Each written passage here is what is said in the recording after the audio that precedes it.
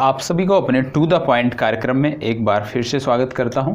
आज हम सीखने वाले हैं मालाबार नौ सैनिक अभ्यास के बारे में, क्योंकि मालाबार नौ सैनिक अभ्यास इन दिनों चर्चा में है। तो हम समझने का प्रयास करेंगे कि किन संदर्भों में मालाबार सैन्य अभ्यास जो है, नौसेना अभ्यास जो है, आपकी परीक्षा के लिए किस प्रकार से महत्वपूर्ण है। पूरे ऐतिहासिक संदर्भों को हम समझने का प्रयास करेंगे। तो सबसे पहली बात आती है कि इस समय चर्चा में क्यों है। इस समय चर्चा में इसलिए है क्योंकि भारत ऑस्ट्रेलिया को भी मालाबार सैन्य अभ्यास से जुड़ने के लिए आमंत्रित किया है भारत ने। और भारत ने चीन का जो दबाव था, चीन की जो मंशा थी, उसको दरकिनार करते हुए ऑस्ट्रेलिया को आमंत्रित किया है। तो आइए समझने का प्रयास करते हैं। सबसे पहली बात, मालाबार जो नौ सैनिक अभ्यास है, ये वर्ष 1992 में प्रारंभ हुआ। वर्ष 1992 में ये सैन्य अभ्यास भारत और अमेरिका के बीच संचालित किया जाता था। जब पहली बार इसका आयोजन हुआ था तब यह भारत और अमेरिका के बीच था और एक द्विपक्षीय नौसेना अभ्यास था। कहां पर होता था?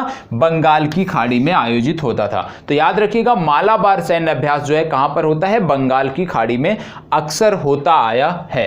तो ये एक द्विपक्षीय सैन्य अभ्यास था। लेकिन इसमें आगे क्या हुआ कि आगे चलकर वर्ष 2007 और वर्ष 2009 में, वर्ष 2007 और वर्ष 2009 में मालाबार सैन्य अभ्यास के अंतर्गत भारत ने जापान, ऑस्ट्रेलिया और सिंगापुर को भी जोड़ लिया। तो वर्ष 2007 और 2009 तक ये जो सैन्य अभ्यास था, ये द्विपक्षीय ना होकर बहुपक्षीय होने लगा। तो ये इसमें कौन कौन से देश आ गए? भारत, अमेरिका, जापान, ऑस्ट्रेलिया और सिंगापुर। लेकिन जैसा ही 2 साल तक ये अभ्यास हुए तो चीन की चिंताएं लगातार बढ़ने लगी। चीन इसको देख रहा था कि इससे चीन का प्रभाव कम किया जा रहा है। चीन को ये लग रहा था कि इस हिंद प्रशांत क्षेत्र में चीन के प्रभाव को, एशिया के क्षेत्र में चीन के प्रभाव को कम करने का एक प्रयास है। और लगातार चीन का जो रवैया था इसके विरुद्ध था, इसके खिलाफ था। और चीन के जो राजनीतिज्ञ हैं लगातार इसके लिए प्रतिक्रिया दे रहे थे। भारत के जो द्विपक्षीय संबंध थे उस समय भारत चीन के, वो लगातार इससे प्रभावित हो रहे थे।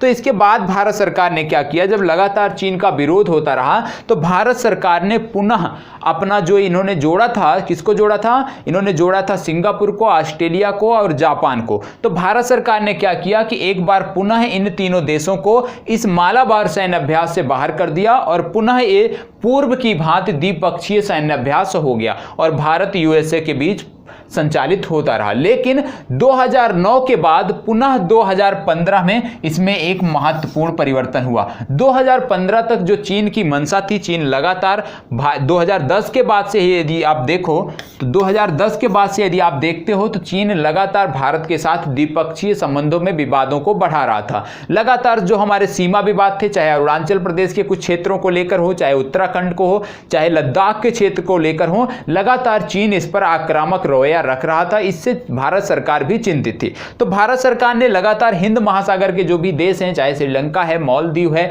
इसके बाद आप बंगाल की खाड़ी के देश देख लीजिए, बांग्लादेश है, लगातार चीन का प्रभाव बढ़ता जा रहा था। इस कारण क्या हो रहा था कि हिंद महासागर का जो क्षेत्र है, यहां पे चीनी उपस्थिति, चीनी नौसेना की उपस्थिति लगातार बढ़ती जा रही थी। इसको देखते हुए, इसको प्रत्युत्तर देने के लिए भारत सरकार ने 2015 में फैसला किया कि इस सैन्य अभ्यास को अब द्विपक्षीय नहीं रखा जाएगा और 2015 में एक बार फिर से जापान को इसमें जोड़ा गया। और अब 2015 के बाद से जो ये सैन्य अभ्यास होता था, ये ट्राइलेटरल होता था और इसमें भारत इसमें भाग लेता था, जापान भाग लेता था और ऑस्ट्रेलिया। तो मालाबार सैन्य अभ्यास जो अभी तक होता आया है, इसमें जापान, भारत और अमेरिका 3 देश शामिल होते आए हैं। तो मालाबार सैन्य अभ्यास अभी तक जापान, भारत और अमेरिका के बीच संचालित होता आया है। तो इसके बाद क्या था? यहाँ पे मैंने ऑस्ट्रेलिया लिख दिया, ये यूएसए होगा, ठीक है। इसके बाद क्या हुआ कि 2015 के बाद से लगातार ऑस्ट्रेलिया भी इससे जुड़ना चाहता था। लगातार अपने द्विपक्षीय संबंधों में ये बात ऑस्ट्रेलिया द्वारा रखी जा रही थी कि ऑस्ट्रेलिया भी मालाबार सैन्य अभ्यास से जुड़ना चाहता है। तो उसी को देखते हुए और वर्तमान जिस तरह से चीन द्वारा विवाद बढ़ाया जा रहा है, उसको देखते हुए भारत सरकार ने एक बेहतर फैसला किया है। चीन के पक्षों को दरकिनार करते हुए बेहतर भारत के राष्ट्रीय हितों के संबंध में बेहतर फैसला लिया है और भारत ने अब बोला है कि ऑस्ट्रेलिया को भी इससे जोड़ा जाएगा और भारत ने ऑस्ट्रेलिया को आमंत्रित किया है। और निश्चित तौर पर जब अब की बार 2020 में मालाबार सैन्य अभ्यास होगा तो निश्चित बार आप ऑस्ट्रेलिया को भी इस सैन्य अभ्यास में देखने को पाएंगे। इसके साथ साथ आप एक नेतृत्व सुने होंगे क्वाड।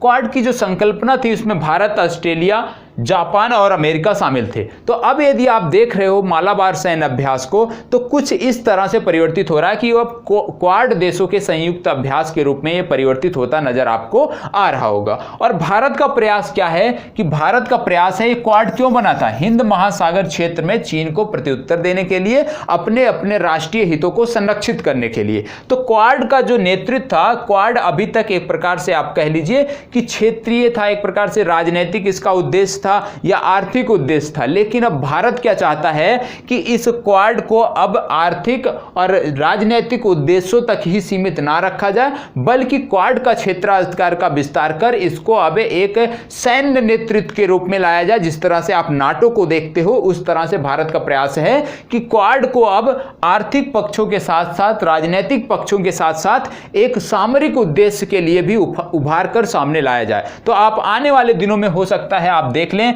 कि नाटो की तरीके से क्वाड का भी अपना एक सैन्य बल हो, क्योंकि इसमें जो भी देश जुड़े हुए हैं वो लगातार चीन से प्रभावित हैं। और भारत इसमें क्या कर सकता है? भारत क्वाड में आसियान देशों को भी आमंत्रित कर सकता है, क्योंकि आसियान देश एक लंबे समय से चीन के खिलाफ कार्य कर रहे हैं। चीन को प्रत्युत्तर देने के लिए लगातार अपनी सेनाओं को सुदृढ़ कर रहे हैं। चाहे आप वियतनाम को ले लीजिए, चाहे आप फिलीपींस को ले लीजिए, चाहे आप सिंगापुर को ले लीजिए, सबके चीन के साथ विवाद हैं। तो ये सारे देश, मतलब आसियान के जो भी देश हैं, उनको क्वाड से जोड़ा जा सकता है। और बेहतर यदि इससे आसियान देश भी जुड़ जाते हैं तो निश्चित तौर पर यह एक बेहतर सैन्य गठबंधन हो सकता है और नाटो का प्रत्युत्तर भी हो सकता है। तो निश्चित रूप से यदि इसको सैन्य गठबंधन के रूप में प्रस्तुत किया जाता है तो चीन पर दबाव बनेगा। और जो चीन की भूमिका लगातार हिंद महासागर क्षेत्र में बढ़ रही है, दक्षिण चीन सागर के क्षेत्र में लगातार छोटे देशों को चीन द्वारा परेशान किया जा रहा है,